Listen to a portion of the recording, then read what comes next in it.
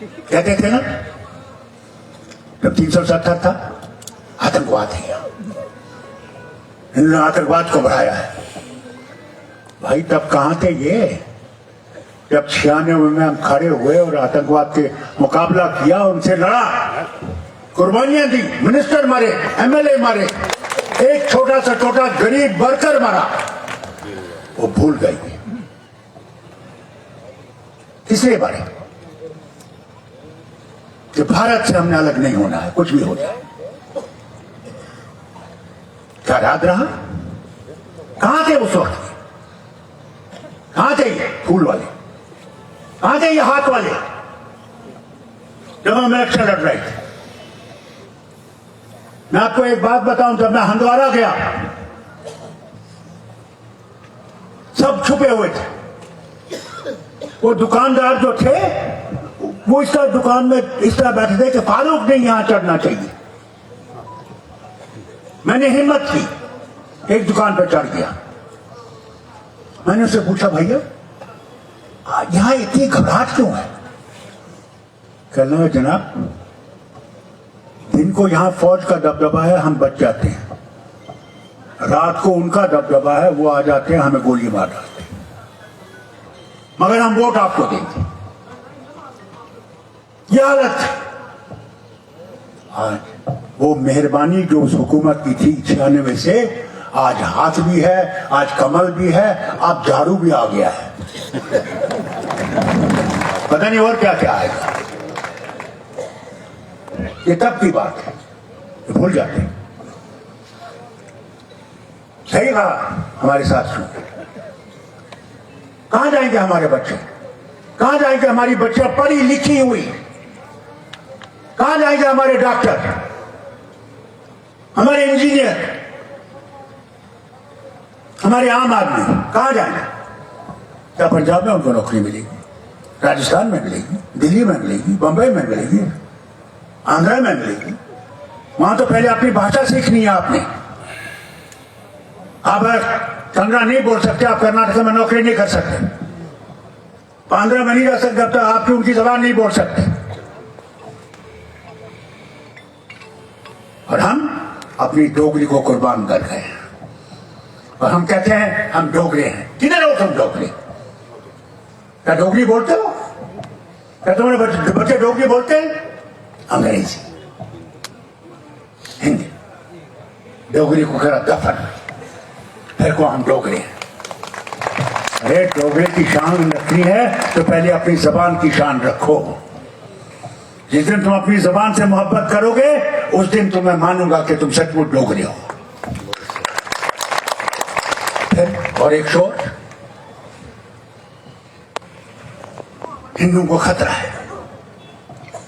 वे हर जगह गए, हर घर में जाते, हम बचाने वाले हैं। तुम कौन बचाने वाले? बचाने वाला वो भगवान है, मारने वाला भी वही है और बचाने वाला भी वही है। माओ के पास जाते, राम को खतरा है। अरे वाह, राम को खतरा है, भगवान राम को? क्या भगवान राम सिर्फ हिंदुओं का राम है? मैं तो बार बार ये कहता हूं। मैं एक डॉक्टर था, मेरे साथ पढ़ता हुआ, उसकी माँ बूढ़ी माँ थी, वो पाकिस्तान से आए थे, मेडिकल कॉलेज में मेरे साथ दरियागंज में रहते थे। मैं उसके घर गया तो बूढ़ी माँ मुझसे कहती है, बेटा ये शोर क्या है भगवान राम का? मैंने कहा मैं तो मुसलमान हूं, मुझे नहीं पता ये क्या है। कहने बेटा मैं तुझे बताऊं हमारी पुस्तकों में क्या लिखा है? मैंने कहा मां बता। कहा पुस्तकों में लिखा है भगवान राम विश्व के भगवान हैं, वो सिर्फ हिंदुओं के भगवान नहीं है, वो मुसलमानों के भी है, ईसाइयों के भी है, जो भी इंसान है जो मानने वाला है नहीं मानने वाला वो उसका भगवान है। जैसे हम मुसलमान कहते हैं, हम अल्लाह को रब्बुल आलमीन कहते हैं, आलमों का रब कहते हैं। हम ये नहीं कहते हैं मुसलमानों का रब है। जो मानेगा माने, जो नहीं माने मत माने। मगर ये जो आपके अंदर डर डाल देते हैं, उनसे कहिए कि क्या भगवान राम सिर्फ हमारा है? वो तो सबका है। इसी से निकलिए। हटाया क्या आतंकवाद खत्म हुआ? आज 3 साल से ये बैठे हुए हैं, आतंकवाद खत्म हुआ? आज कश्मीरी पंडित क्यों भाग रहा कश्मीर से? क्यों भाग रहा? क्यों उसमें यह है कि मैं नहीं रह सकता यहां? आज तो 370 नहीं है। कैसे दूर किया? मेरे वक्त में इतनी फौज नहीं थी, मेरे वक्त में इतनी सीआरपीएफ और बीएसएफ और इंडस्ट्रियल सिक्योरिटी फोर्स नहीं थी। आज हर जगह है, तब भी खतरा। फिर आपने दिया क्या हमें? हां, एक चीज जरूर दिया आपने कि हमारे बच्चे बेकार हैं, हमारे घर बेहाल हैं, महंगाई आसमान को छू रही है। मेरी मां से पूछो कि वो तेल कितने का खरीदती है, उसे पूछो कि सब्जियों का भाव कहां पहुंचा है, उसे पूछो कि गैस का वो सिलेंडर जो तुमने पहली दफा मुफ्त में दिया है, क्या उसके जेब में पैसा है उसको भरने के लिए? कहां पहुंचाया? आप आसमान पे रॉकेट फेंको, क्या उससे हिंदुस्तान का नाम तो ठीक है, मगर हिंदुस्तान के लोगों को तो बचाओ, उनके घरों को तो बचाओ। उनके घरों में तो एक चिराग जलाओ जिससे कि वो जिंदा रह सके। हम देशद्रोही जिन्होंने देश के लिए सारी चीजें बलिदान कर दी, वो देशद्रोही। और जो चोर पाकिस्तान के थे वो पाकिस्तान के साथ थे, आज उनका हाथ पकड़े हुए वो चल रहे हैं। ये हाल कहां पहुंचा? मैं क्या क्या बताऊं जो मुझे पता है, मैं बताने नहीं चाहता, मगर आपको ये कहना चाहता हूं, अगर इस देश को बचाना है तो याद रखिएगा, जम्मू कश्मीर देश का ताज है, मुकुट है। और देश को अगर बचाना तो पहले जम्मू कश्मीर को बचाना है, इनके लोगों को बचाना है। यहां हिंदू, मुसलमान, सिख, ईसाई, बौद्ध जो भी है, हमें एक रहना है और एक चल के चलना है। क्यों ना मंदिर, मस्जिद, आप किसको जाते हैं याद करने के लिए? किसको? उसको जो सबका मालिक, वही मालिक, एक ओंकार, वो मालिक। मगर हम लोग बढ़ाया जाते हैं, ये अलग है, वो अलग है। क्या देश में हालत आप देखते हैं क्या है कि एक दलित लड़की, उसको मार सकते हैं, उसकी इज्जत लूट सकते हैं, मगर जो लूटने वाला है वो आज भी आबाद घूम रहा है। जो एक औरत का बलात्कार कर सकते हैं 10 आदमी, जिनको सजा होती है, उनको छोड़ा जाता है क्योंकि हमने इलेक्शन जीतना है। ऐसे इलेक्शन को मैं थूकता हूं। शर्म आती है मुझे ये कहने के लिए कि मेरे वतन में ये हो रहा है। कब ये बदलेगा? ये बदलाने वाले आप हैं, हिंदुस्तान की जनता है जिसको ये बदलाना है, नहीं तो नहीं बदलेगा। हम सो जाए, डर जाए, अरे मौत तो भगवान के हाथ में, ले जाएगा, कौन बचा सकता? जिसको उसने बचाना वो बच जाएगा। मैं आपको बताऊं, मैं डॉक्टर था विलायत में, एक बूढ़ी औरत आई, कोई ना उसकी नब्ज थी, ना ब्लड प्रेशर था, कुछ नहीं था। मैंने उनसे कहा, जो दूसरे जूनियर डॉक्टर थे और नर्सें थी, मैंने कहा इसको वहां कमरे में रखो, वो ड्रिप लगाओ, ऑक्सीजन लगाओ, बाकी कुछ नहीं। और उनके परिवार से मैंने कहा, तुम आप प्रार्थना करो, बाकी वही बचाने वाला है। एक जवान करोड़पति, मेरे प्रोफेसर का पर्सनल पेशेंट, वहां अंग्रेज जो है ना, बड़े बड़े डॉक्टर उस जमाने में अपने अपने छोटे छोटे पानी जहाज रखते थे, उसमें फ्राइडे, सैटरडे और संडे समंदर में जाते थे। समंदर से मुझे फोन करता है कि देखो ये 34 साल का जो आदमी आ रहा है, ये मेरा पेशेंट है, इसका ख्याल रखना। जब ये आया, इसको दिल का दौरा हुआ था, हमने इसके सारे टेस्ट किए, ये तो बिल्कुल ठीक था। मैं उसकी जवान बीवी और उसके बाप से कहता हूं, फिक्र मत करो, ये तो बिल्कुल ठीक है, ये हम इसको रखेंगे, थोड़ी देर ऑब्जर्व करेंगे, ये बिल्कुल ठीक जाएगा, आप घबराइए मत। उस बूढ़ी के उनसे मैंने कहा देखो अब ये मरने वाली है, पता नहीं बचाने वाला हुआ है या कौन है। 10 दिन के बाद हम इसको छोड़ देते इस आदमी को। ये तीसरे दिन वापस आता है फिर से दिल के दर्द से, और कमाल ये देखिए 17 दफा मरता है और 17 दफा इसको शौक देते हैं हम कि जिंदा हो जाए। 17 दफा मुझे प्रोफेसर कहता है फारूक आप बंद करो, मर गया। और वो बूढ़ी जिसका मैं कहता था मर जाएगी, वो 21वें दिन घर गई अपने पांव पे। बचाने वाला कौन? वो। मारने वाला कौन? वो। मैं घर गया, मैंने सजदा किया और मैंने कहा अल्लाह तू है, मैं कुछ भी नहीं। मैं तो समझा था कि बड़ा ये हूं मैं, वो नहीं, वो है। जिसने भी अपने आप को ये समझा कि वो भगवान है, उसका नाश हुआ। आप ये जानते हैं रावण जो सबसे ज्यादा पड़ा हुआ, उससे ज्यादा कोई भगवान नहीं था जिसके पास इतनी बुद्धि थी। शक्ति और बुद्धि दोनों चीजें। मगर जब वो अपने आप को समझने लगा कि मैं उससे बड़ा हूं, तो भगवान ने उससे सीता का अपहरण करवाया। खुद भगवान राम कहते हैं मैं मारने वाला नहीं था, मारने वाला वो है। आप अपने पुस्तक के ठीक तरह से देखिए।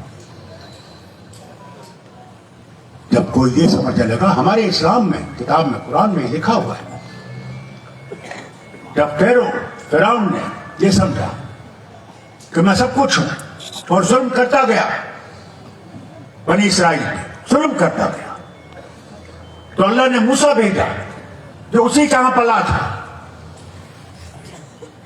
और उसे कहा देख मुड़ इधर कर, तू भगवान नहीं है, वो है। जब नहीं माना तो उसको खुदा ने समंदर के अंदर डुबाया और मूसा और उसके सारे लोगों को समंदर से निकाल के ले गया। ये याद रखिएगा। आपस में मोहब्बत कीजिए, आपस में प्यार बांटिए। जाना उसी के पास है।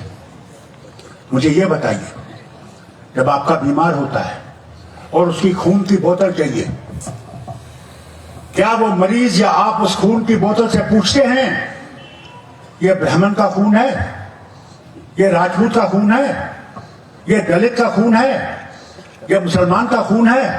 बल्कि डॉक्टर से कहते हो कि डॉक्टर साहब एक बोतल से ठीक हो गया, दूसरी बोतल लगा दीजिए। मगर जब वो अस्पताल से बाहर निकलता है, वो इंसान नहीं बनता, वो वैसा ही हैवान रहता है जैसे पहले था। भाई लोगों, इन रगों में अगर खून है, अगर तुम्हारी 2 आंखें हैं, मेरी भी 2 आंखें, तुम्हारे 2 हाथ हैं, मेरी भी 2 हाथ हैं, कोई फर्क नहीं। मैंने कितने ही जिस्म को चीरा है, हर चीज उसने, हर जगह, वो हिंदू वो मुसलमान। आज देखिए, आज ट्रांसप्लांट हो रहा है, गुर्दे लगाए जा रहे हैं, कौन सी चीज नहीं अब दूसरी लगाई जा रही है। मेरी अपनी जिस्म में मेरी बीवी अंग्रेज है, उसका गुर्दा लगा हुआ है जिससे मैं जिंदा। तो हम लोग फर्क करने लगे। हम ये सोचे ये तो हिंदू है, मैं मुसलमान हूं, ये सिख है, ये दलित है, ये वो है। उसके थामो, उसको बताओ, वो तुमसे कह रहा है कि मैं सबका हूं। इसलिए आपस में ये हमें बांटने की कोशिश करेंगे। जैसे इलेक्शन आएंगे, ये बड़े बड़े गुरुओं को लाएंगे, खुदा न जाने पता नहीं क्या क्या आपको फलसफा सुनाएंगे। उनसे उसका पूछना, वो फलसफा बनाने वालों, ये बताओ तुम्हारा भगवान कौन है और मेरा कौन है, ये पूछो। दूसरे से पूछो, तुम जो हमारी तरक्की बोलते थे, ये रेत किसको दी आपने, किसको? जो अपने हमें कारखाने वाले वो कहां गए? हमारे बच्चे बूढ़े हो गए, उम्र उधर को हो गई, तरसते रह गए, बूट उनके छिल गए, पैर छिल गए, दफ्तरों में चक्कर मारते मारते। महाराज तक उनको किसी को दस से मस नहीं है। आएंगे खतरा है, ओह बड़ा खतरा है। देश हमने बताया, क्या बताया तुमने? देश जो जवाहरलाल नेहरू को गाली मार सकते हैं, इंदिरा गांधी को गाली मार सकते हैं, मैं उनसे कहना चाहता हूं इस देश की हालत क्या थी जब हिंदुस्तान आजाद हुआ। हम सुई जो है वो भी अंग्रेजों की खरीदते थे। आज जवाहरलाल की उन 17 सालों की मेहरबानी से कारखाने हर जगह पैदा हो गए। आज जिस एटॉमिक एनर्जी की हम बात करते हैं वो एटॉमिक एनर्जी भी जवाहरलाल के वक्त में आई थी। वो होमी बाबा और वो डॉक्टर अहमदाबाद और ये भी अपने अहमदाबाद के सारा भाई जो थे वो कौन थे? जवाहरलाल के बाद में। आज जो हम रॉकेट फेंक रहे हैं जा रहे हैं वो कब से हुआ? फिर आपको पता है? कहीं को नहीं पता होगा। हम लोग अमेरिका से गेहूं लाते थे ट्रूमन के प्लान के नीचे 340 या कुछ था 348, उस प्लान के नीचे हमें गेहूं आता था। जब आप पानी जहाज से वो निकालते थे वो इंसान के खाने के क्या जानवर के खाने के लायक कभी नहीं थी।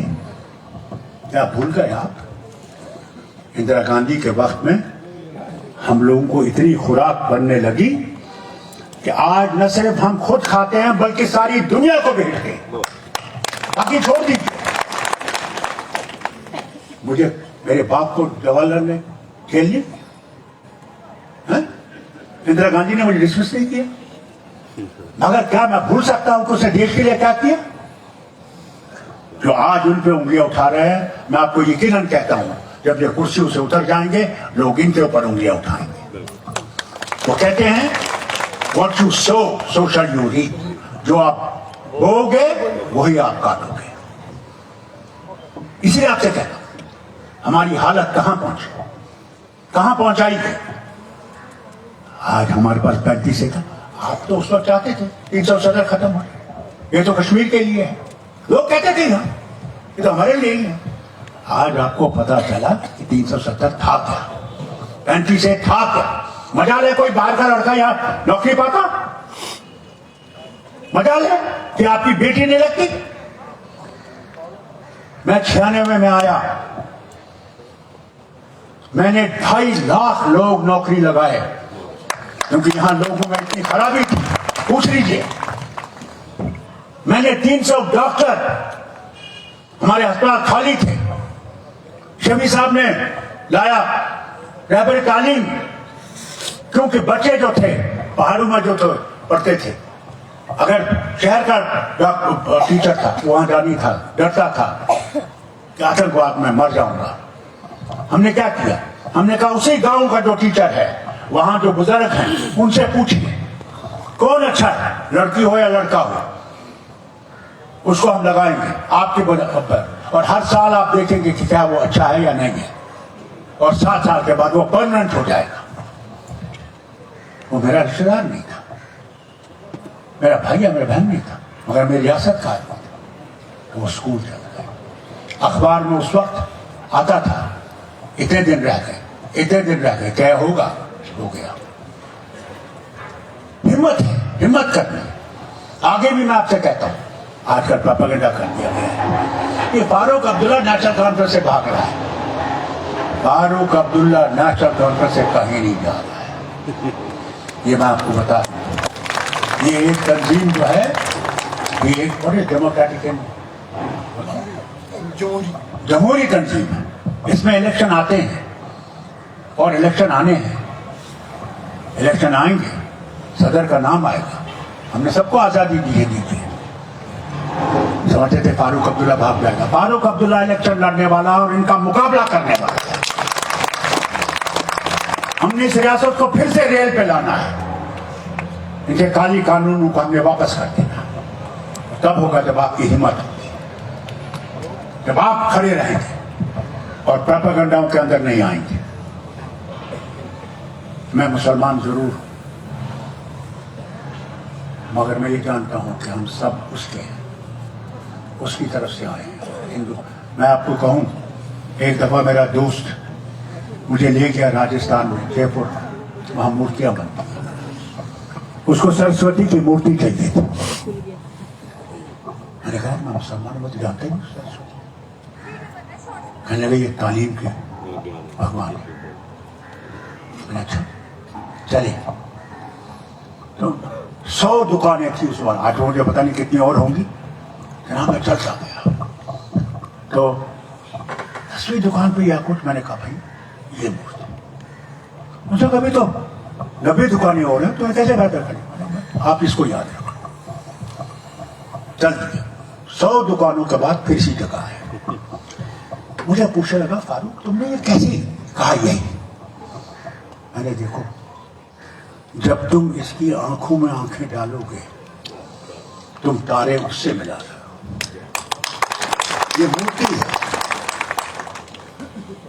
मगर तुम्हारा ये जो वो अकीदा जो है, जो तुम्हारा वो विश्वास है कि तुम इसको देखकर उससे मिला रहे हो, मुझे इसमें वो शक्ति है। आज भी उसे घर में वो मूर्ति है। भैया इंसान को इंसान बनते रहना है, मोहब्बत में रहना है, भाईचारे में रहना है। अगर हमने भाईचारा छोड़ दिया कुछ नहीं रहेगा। मैं बार बार ये कहता हूं, मुझे बताइए क्या एक चेन्नई वाला डोगरी बोल सकता है? क्या वो आपका खाना खाता है? उसका जो पहनना है वो क्या आप जैसा है? न जबान आपकी, न पहनना आपका, न खाना आपका, न तरीके आपके, न मौसम वैसा। कश्मीर ठंडा, इस वक्त ये हो रहा है -5, -6, -8 और -30 गुरेज में। या जो हमारे सिपाही आज टाइगर हिल पे और दूसरी जगह खुदा जाने वहां -50 होगा। मगर क्या चीज है जिसने हमें एक रखा?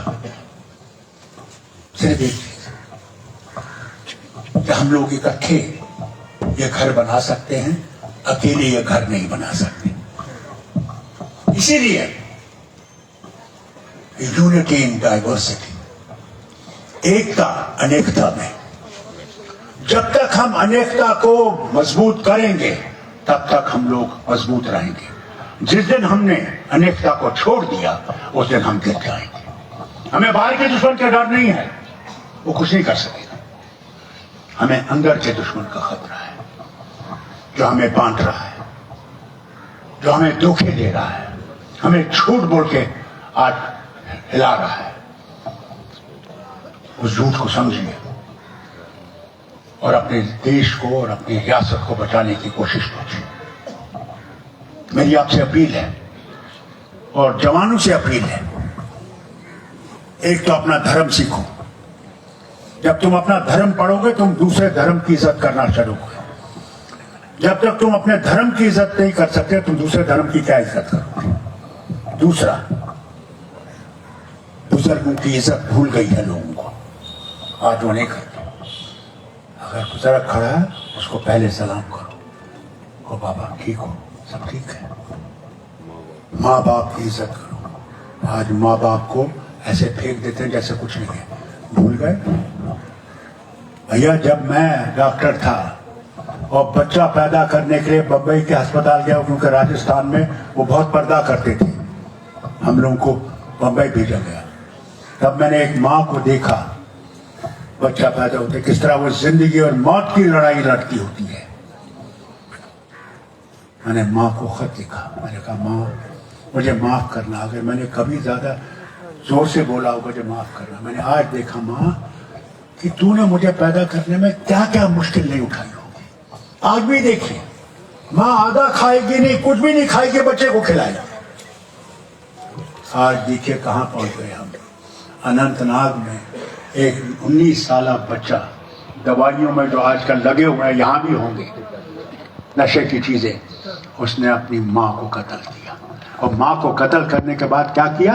मेरे बाप ने और मेरे दादा ने इसको मारा है।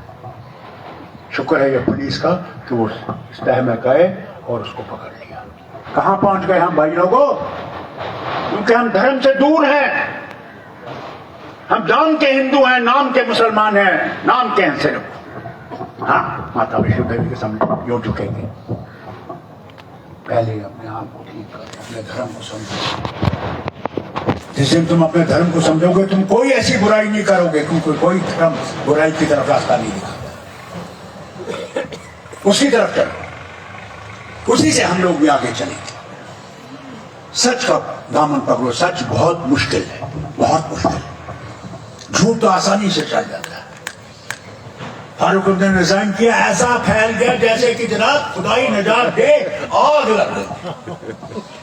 मैं सुनता हूं, मैंने कहा कहां से हुआ?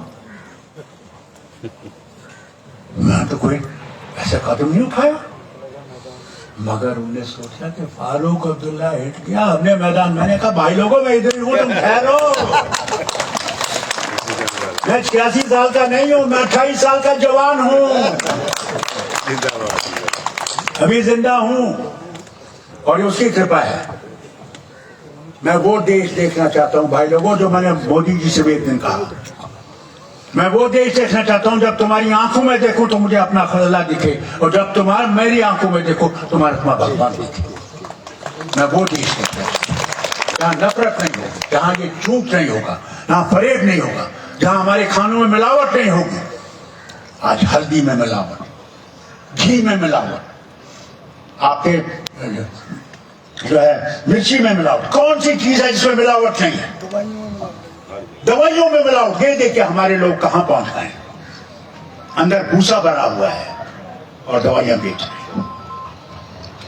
शर्म आती है, क्योंकि वह धर्म से दूर है। उनको सिर्फ माया चाल में पकड़ना।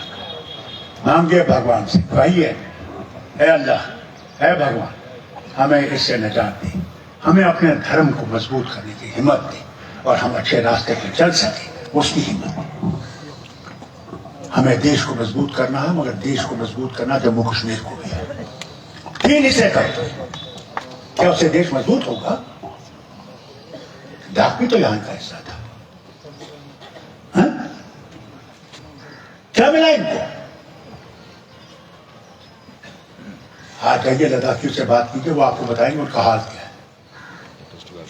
उनका हाल भी हमारे से कोई अच्छा नहीं, मगर इकट्ठे हमने चलना। हमने अपने मतभेद छोड़ देने। जब तक हम अपने मतभेद नहीं छोड़ेंगे, हम कभी इस रियासत को बचा नहीं सकते। ना यहाँ के हिंदू को, मुसलमान को, सिख को, ईसाई, किसी को नहीं बचा सकते।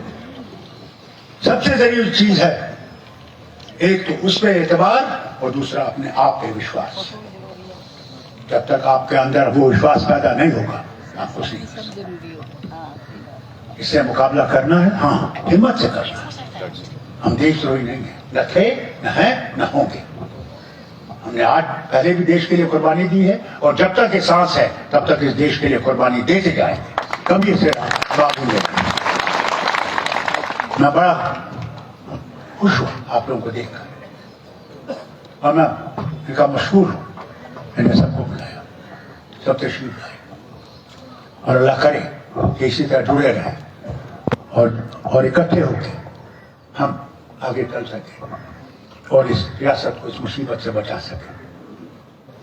मैं फिर से इस वीर की भूमि को सलाम करता हूं, आप सबको सलाम करता हूं, और उम्मीद करता हूं कि प्रभु आपको सही रास्ता दिखाएगा, और इस देश को, न सिर्फ इस रियासत को, बल्कि इस देश को मजबूत करेगा। बहुत बहुत शुक्रिया। जय हिंद, जय जम्मू कश्मीर।